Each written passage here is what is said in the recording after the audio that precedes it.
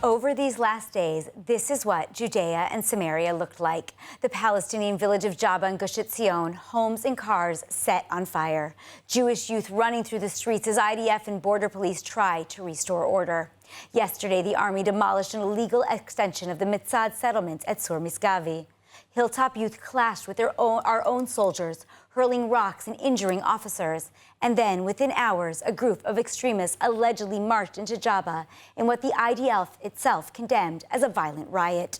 This isn't an isolated incident. The IDF recorded hundreds of quote-unquote nationalistic attacks by Israeli civilians last year and says this year's numbers have already surpassed 2024. UN reports describe record-high settler-related violence and warn it is destabilizing Judea and Samaria. So tonight on Insider, we're asking, what is really happening in the West Bank? Who are these so-called hilltop youth? Is Israel failing to enforce the law on Jewish extremists, even as it fights Palestinian terror? And what are the consequences for Palestinians, for Israelis, and for our democracy, and of course, the international standing? To break it all down, I'm joined by Malkah Fleisher, co-founder of the Female Security Initiative by Adayim Shelanu, Naomi Kahn, director of the International Division at Regavim, former Meretz MK Mossi Raz, and Anton Goodman from Rabbis for Human Rights. Let's get started. So, Naomi, I'm going to start with you. I want to talk about the numbers. The Defense Ministry says that there were 675 incidents of nationalistic crime by Israeli civilians living in Judea and Samaria in 2024, and that already there have been over 700 this year alone. If you look at the UN numbers, we're talking about more than 1,400 incidents that they are tracking in 2024, and continuing to this year being the highest level since the time they started tracking. Why is there, first of all, such a big gap between these two data sets? And second of all, what is the real picture that is happening on the ground? So first, so that there's no misunderstanding, there is such a thing as violence in the Jewish sector in Judea and Samaria. It is abominable, it is abhorrent, it is illegal, it should be treated in the full extent of the law. That being said, there's a disparity of almost 300% between what Israeli official sources count as events and what the United Nations publishes. And it should be clear also that the United Nations figures have gone far beyond just a data set, and an incriminating data set at that. They have had real results, practical results on the ground for at least the past 2 years and before that as well. So we began to ask what the disparity is, and we tried to get our hands on the UN data. We had to actually do some very interesting moves to get that data. But what we found is that of the 8,332 incident reports that are listed on the United Nations data set, the vast majority, first of all, 2,700 or so were actually mislabeled. They were acts of Arab violence against Jews. And of the remaining over 6,300 events, 95 to 98% of them either didn't involve settlers, didn't involve violence, or didn't occur in Judea. And so what is the number that we're looking at? The number that we're actually looking at over a 6-year period was 833 incidents. About 50% of those were apparently incidents that were not instigated by the Jews, but were in response. And that's still a number, leaves a number that is far too high, and that the Israeli government must actually deal with every possible severity. So, Mossi, I want you to respond to that. When you hear these figures coming from Naomi, over 800 incidents, and of course the UN numbers, again, well over 1,400, 264 they're claiming in October alone. That's an average of 8 a day. Do you feel that Israeli society then is underplaying the scope? As actually Naomi insinuated that the Israeli government is not taking enough action, or is it really like very exaggerated to focus on settler violence when we hear the numbers of Palestinian attacks? But everybody deal with Palestinian attacks. In response, we killed 70,000 people. Yes, nobody deal with that. And I prefer to say Jewish terror because it's not only settlers. They get people coming every weekend from Israel too. Maybe it's mainly settlers, but it's not that important. And it's not just people who want to attack other people. It's all with purpose to take their lands, This is the reason why so many Palestinian communities forced to live in the last 2 years, but not only in the last 2 years.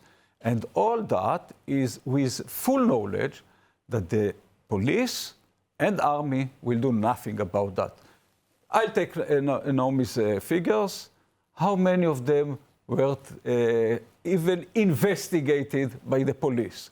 Called somebody to ask, not even going to the court. We actually How many went to that. prison? Very, very close to zero. So let's give us the numbers. Just one more sentence. The soldiers, nobody tell them that they have not only the right, they have the responsibility, and they can arrest people. How do I know? Like 2 years ago or 3 years ago, in the cabinet, chief of staff said that he doesn't have he cannot arrest Israeli settlers, and it is not right. If the commander of the soldiers don't know what is the purpose of the army, how can I expect the soldier on the ground?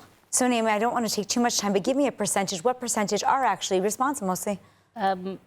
Every single one of the incidents that are reported by the Israel police or the Shabak are investigated. The rate of indictment for violence, nationalist violence or any violence in the Jewish sector is orders of magnitude higher than it is for indictment of Arab terrorism or of violence anywhere else in any other sector in Israel.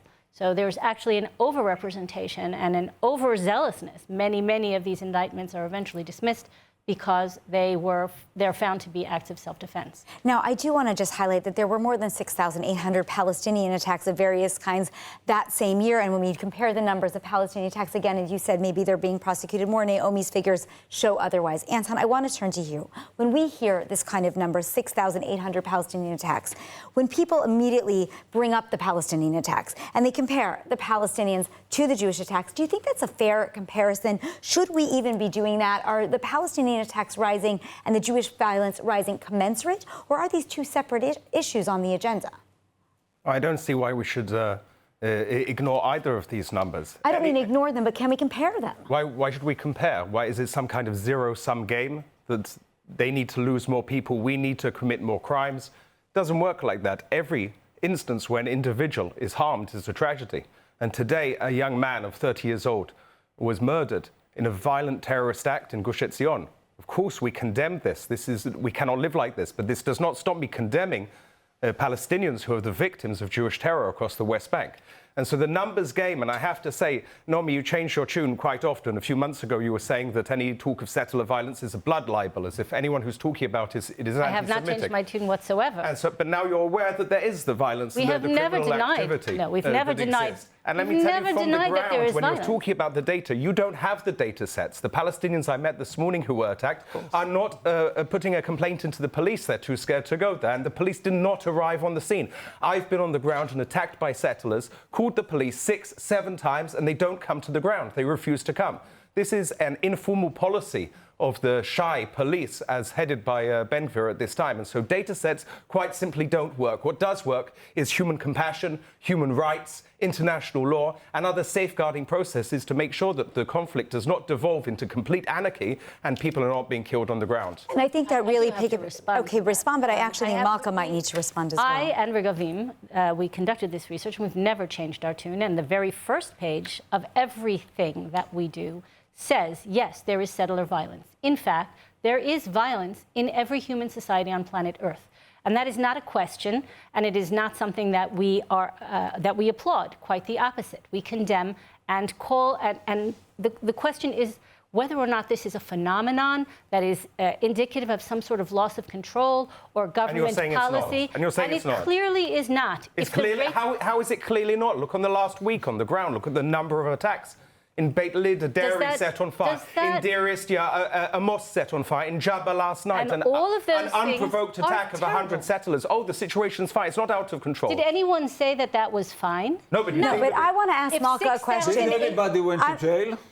Yeah, was there one Did anybody person go to arrested? them? Yes. No, Who? no Yes. one was arrested No one. for these No one. offenses. Well, it Actually, happened that's not just the last case. night, so we need to see what's going to happen with that. But I do want to bring up exactly what you're saying. Malkah, I want you to actually respond. You live there on the ground, and you're also a mother of a number of children, and I have to ask you exactly what Anton is referring to. What are these hilltop youth or these young settlers that are going out and carrying out these attacks? Because generally speaking, this is a younger generation. What are they hearing at home, in their yeshivot, in their WhatsApp groups that are encouraging them or even allowing them to go out and attack not only Palestinians, but also our own soldiers when their hilltop is getting dismantled?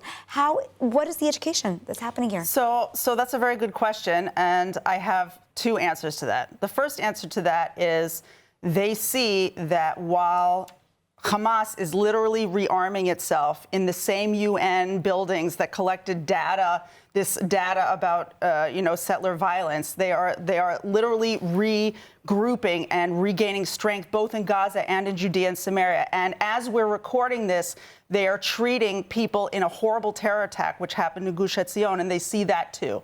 So they understand very well, possibly better than anyone in the country, how important security is and how fundamental and how fragile security still is for our people. The second thing that they hear is, once upon a time, the communities that you came from were Zionist communities. They learned that that the land of Israel belongs to the Jewish people, that we are here to develop a Jewish state, the normal basic things that Israel was founded upon. Now, you showed a video and you said at the beginning of your show, here's what Judea and Samaria looks like. This is what's happening in Judea and Samaria. That is not what's happening in Judea and Samaria. What's happening in Judea and Samaria is that kids are getting up, they're arguing with their mom about getting ready for school on time, they're getting to school, they're coming back from school, they're doing their homework, people are going to their jobs, people are getting married, people are buying apartments, people are gardening. That is what's happening in Judea and Samaria. So, Anton, do you agree? Is this First, I want to say I am Zionist, and the first Zionist Congress decided what is the aim of Zionism.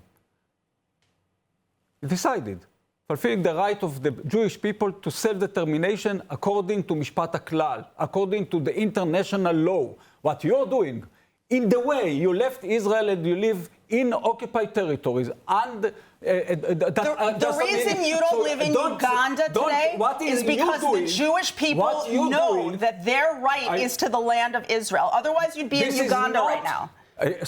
You have to learn what is Zionism. This is not Zionism. But Zionism comes from the Jewish people's belief and knowledge that they connect to the land of Israel. I promise you don't believe more. I don't live in Israel. This is exactly, by the way. Efrat is not in Israel. Okay. I believe more than you. Right. And you don't live in Israel. This is why you want tribunut. You want to annex that. So don't tell me who I am. Exactly. Now, all those details. When I was stoned by settlers, I tell the policemen there, you see, I'm stoned by settlers, and they did nothing. We know that. So this is why people don't go to the police. The police even don't have the numbers. Do you think Palestinians can go, the policemen tell them, go to Ariel, to the police in Ariel, and complain? They cannot go to Ariel. Mossi, I want to tell you how grateful I am that you said this. Can I just explain something? The data that I'm talking about has nothing to do with Ariel or the Israel police. We're looking at the data that is submitted to the United Nations by the Palestinian Authority itself. Are they afraid to go and report these things to the Palestinian Authority? These are the right. This is correct. Probably the right. And we looked at those numbers, and those numbers actually are insanely misrepresenting the situation. Actual numbers are much higher than what was reported. So and I can tell you that because I'm seeing it on the ground. And let me agree with Malkah. A large percentage, the majority of the settlers are normative people who get up in the morning and whose children go to school. But also, when you drive into Efrat, the town that you live in, there's a major sign at the entrance of Efrat that says, don't hire Arab workers, only hire Jewish labor. Racism in the middle of the town, which goes by without anyone saying anything about it at all. Every single Palestinian Authority area. I was in Jabba this morning with a Palestinian family who they tried to set their house on fire with children in the house. Where are your normative settlers to stop this? I just want to say setting houses on fire with children in them, and I don't see any settlers coming the next day and saying this is unacceptable. It has to stop. So I just want to say how glad I am that this came out, because basically what we're talking about here is that we have two people who have spent their lives defending Jewish rights in the land of Israel, and we have two like Palestine bros, basically I people defend who want Israelis to way more than you. Way more than you. Way more to the than international you. community. You are go to violating Europe the law. and you tell them to attack Israel. We know exactly the minute we started with settlements, the minute we lost security. What are you talking about? Thousands of Israelis were killed because of the settlements. And Israel is investing hundreds of millions of dollars in Okay, finish your sentence and we're going to move on. Okay, both of you. All you know is to incite. All you know is to incite. And then you say that you're not violent. You are violent. You are violent. You just told me that I don't live in Israel. I've been in the army way more than you. And you made only damage in what you're doing there with the occupied territories. And don't tell me what to do. Look at your face. Everything we need to know is written on your face. We lost our security. Okay, I want you both to stop. We're going to move on from this conversation to, well, not from the conversation, but from this point. I want to move to Naomi for a minute to talk a little bit about illegal building, okay? Because yesterday, one of what caused the incident in Jabba specifically, supposedly, was a reaction to us taking down the unauthorized expansion in Meitzad, which in fact, even Minister Bezalel Smotrich said should have been done because it went against his plans. So I want you to explain to me what is happening regarding illegal building, both on the Jewish side and the Palestinian side. I know Regavim tracks those numbers. What kind of illegal establishments are happening on both sides of the equation, and how is that impacting the rise in violence?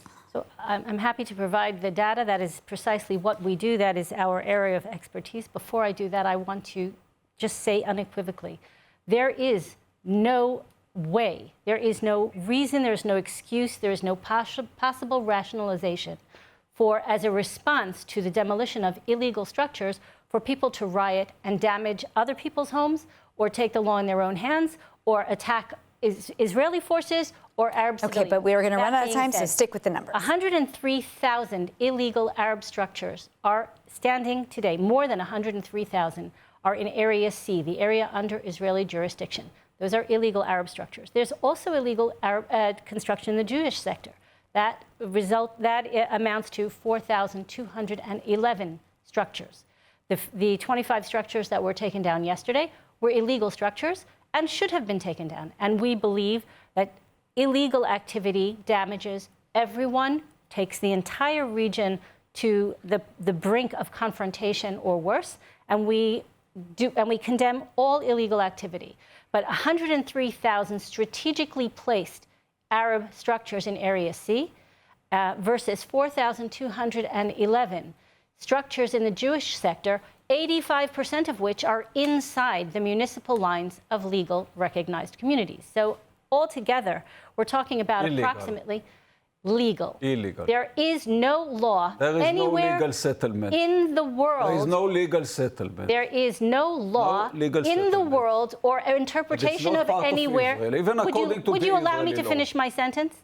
There is no law in the world, other than perhaps in the minds of certain people, that makes Jewish settlement, Jewish communities in Judea and Samaria on state land or privately owned Jewish land illegal. You can say over and over and over again that Jewish communities are illegal, but that is 100% imaginary. There is no such law. The ICC can say it and the UN can say it, and they can repeat it 1,000 times. This is not a game of data, of watering it down. We're talking about people's lives here. You want to talk about settler violence, you want to talk about violence in the West Bank. We're not talking about data sets. We're talking about looking people in the eyes. And Malkah, while you might misunderstand what Zionism is, and when you talk about the Uganda... I'm pretty clear on Zionism, but... I don't think you're going to educate me about Zionism. The Uganda option, the only party that voted with Herzl was the religious Zionists to go to Uganda, because they saw that it was a need at the time to stop the pogroms against the Jews. Learn a bit of Zionism. But what you really don't understand is what extremist Judaism is doing and contaminating the Jewish people around the world. We have not seen this level of extremist terrorism coming out of our religion in the past. This is a threat to Jews in Israel. This is a threat to Jews around the world. unless the authorities clamp down on it, unless people like you who claim to be normative respond to this violence, who call it out, go to the Palestinian villages and tell the innocent people, I'm sorry, this shouldn't have happened to you. Put your bodies in the way for it happening. This isn't just about the security of Israel. This is about what it means to be Jewish. And we're going to only have 3 minutes left. No, I'm going to actually not allow you to respond. I'm sorry. We only have 3 minutes left, and I think that we're not going to obviously solve the issue. But what we are going to do is think about how we can make this better, because the terrorist attack today in Gush Etzion and the violent events that happened yesterday by whether they're Israeli extremists or the mainstream, whatever you want to define it, is definitely not going to get us closer to living peacefully with our neighbors or security in this country. So this is a lightning round. Everybody has about 30, 45-second maximum to answer. Malkah, we're going to start with you. If you could implement one concrete step in the next 6 months to reduce Jewish-Palestinian violence in Judea and Samaria, more policing, education, legal reforms, you tell me what it is. What would it be, and how do you make sure it works? Again, 30 to 45 seconds. I would change the education system in Palestinian Authority-controlled areas, stop the pay for slay, make it that all the incitement and all the horrific violence that Palestinian Authority society is taught comes to an end, so that they will stop posing a threat to communities that are constantly forced to defend themselves. Mossi. I first use the police and the army. They have to know that they have to act against violent people. They don't know. The chief of staff have said that. Second, I would change education in both nations, Israel and Palestine. Israel did not agree that the committee on the incitement will sit, because we know that we have incitement in our education. And third, I think that we have to start to talk about peace agreement. We cannot go on with this war. In the minute we I'm going to stop you there. We have to start talking about a peace agreement. Go ahead, Naomi. You'd be surprised to hear that I agree with Mossi Raz. We have always called for the same thing: equal and universal law enforcement. That is why we have a government. That's why we have a state. We don't want chaos. It's not good for anyone. We owe it to our children, our grandchildren, on both sides, to equally and universally enforce the law, use the tools that already exist to create security, so we can... All right. Anton, wrap us up. Mossi says that the solution starts with the police and the army, but in fact, Mossi, you know it's much higher than that, because if you go to bed with dogs, you wake up with fleas. And letting Ben-Gvir into the government, into the coalition, was a deeply irresponsible and radical move. We need elections fast, and we need a mainstream consensus that we do not let extremists and hooligans to command our police force or the civic administration in the West Bank. Thank you for your sentiments. Unfortunately, that is all the time that we do have tonight. I want to thank you, Malkah, Naomi, Anton, and of course, Mossi, for being here tonight for this very important conversation. If you found this discussion on settler violence and the future of Judea and Samaria valuable, please like, share, and of course, check out the ILTV podcast as well for more in-depth interviews on related subjects. I'm Maayan Hoffman. Thanks for watching, and we'll see you next time on Insider.